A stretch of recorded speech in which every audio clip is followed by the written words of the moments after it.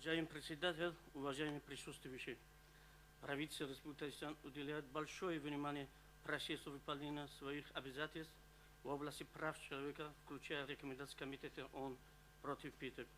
С этой целью специальный докладчик по вопросам пыток господин Хуан Мендес дважды посетил Татарстан для оценки прогресса в реализации своих рекомендаций, и в своем докладе он отметил, что удовлетворен серьезным и систематическим подходом, который принят правительством в отношении его рекомендаций. Принят национальный план действий по реализации рекомендаций Комитета ООН против пыток на период 2012-2022 годы. Существенными изменениями в деле предотвращения пыток является то, что одобрен проект закона об усилении наказания за пытки. Также пытки были исключены из числа амнистируемых преступлений.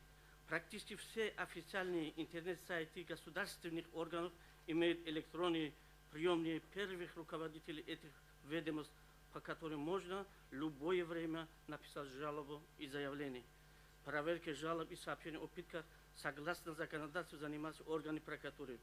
Для обеспечения независимого мониторинга создана группа по мониторингу мест ограничения и лишения свободы. Возможность ратификации факультативного протокола к Конвенции против пыток и создание национального превентивного механизма согласно национального плана действия по выполнению рекомендаций Совета ООН по правам человека в рамках универсального периодического обзора будет рассмотрен до следующего года.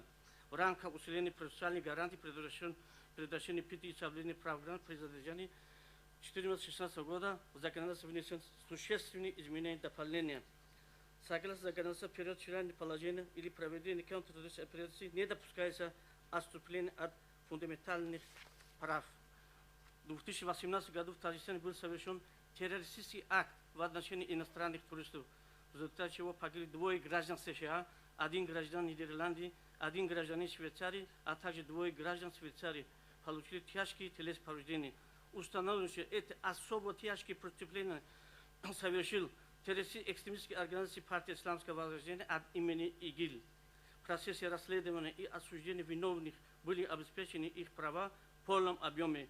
Уголовный процессуальный кодекс предусматривает действенные средства правовой защиты лиц, пострадавших от незаконных действий правоохранительных органов, в том числе во имя борьбы с терроризмом. Спасибо за внимание.